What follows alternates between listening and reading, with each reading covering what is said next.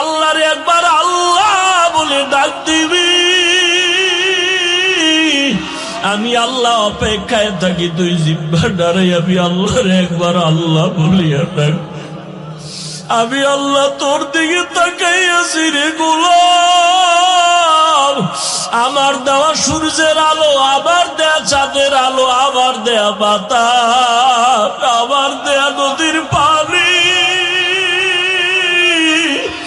আমার দেয়া নিয়ামত খাইয়া তুই কই যাইতেছ রে গোলাম?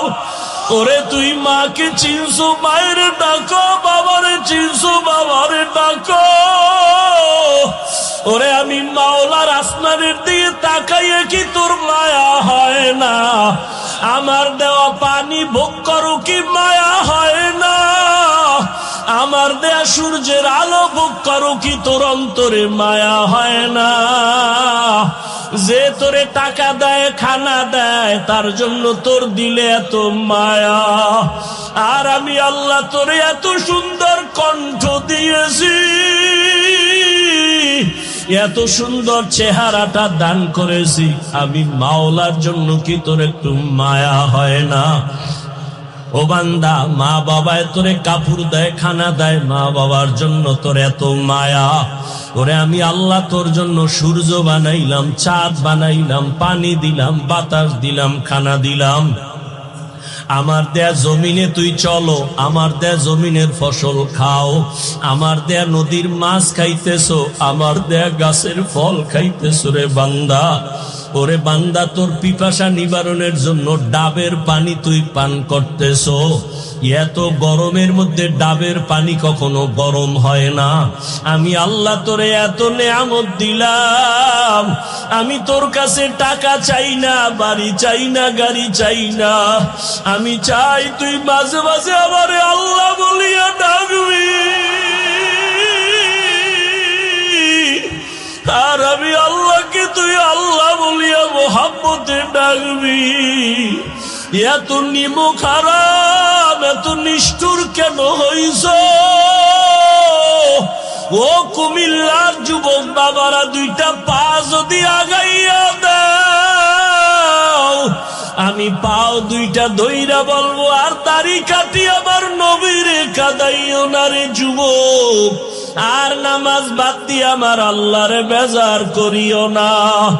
যদি কপাল ভালো চাও তওবা করো, এখনো সময় আছে, মনে মনে আমার আল্লাহরে ডাকো। আমার আল্লাহকে বলো, হে আল্লাহ, শয়তানের ধোকায় পড়ে গুনাহ করেছি, আর গুনাহ করব না, দাড়ি কাটবো না, নামাজ ছাড়বো না, বেপরদায় চলবো না।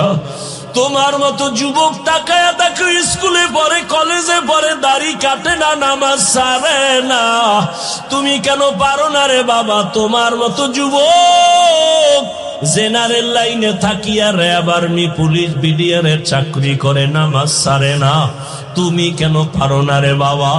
তোমার মতো কত যুবক জেনারেল লাইনে পড়ে, নামাজ পড়ে, জেনারেল লাইনে তাকিয়া রাস্তায় গাড়ি চালায়, নামাজ বাদ দেয় না।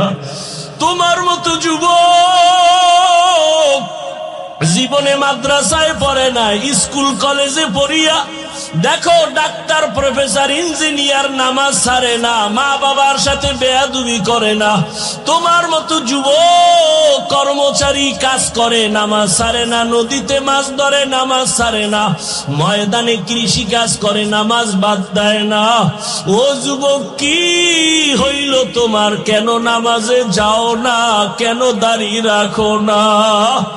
আমার মাওলার আযাবের কি তুই মিথ্যা মনে করছো? আমার মাওলার কোরআন কি মিথ্যা মনে করছো?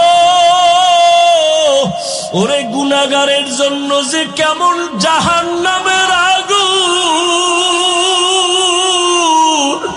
ওরে দুনিয়াতে সূর্যের গরম সইতে পারো না, বেতের বাড়ি সইতে পারো না, মশার কামড় সইতে পারো না।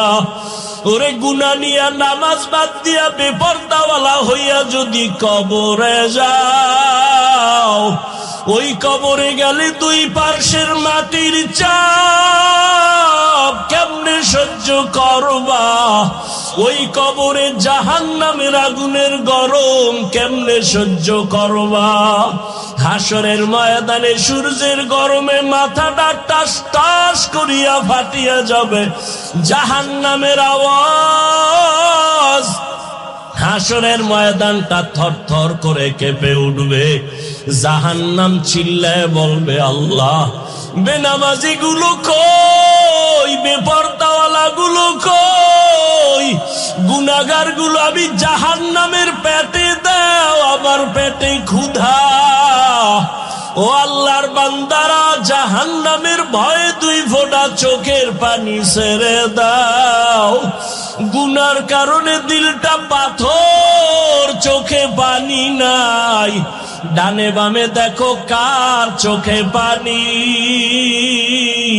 হাতটা বাড়াইয়া দোয়া চাও, কান্নাওয়ালার দোয়া খালি ফেরত যাবে না। আমার মাওলার কাছে অন্তর দিয়া তওবা করো আর বলো, হে মালিক, এই ময়দানে আমার মতো গুনাহগার কেউ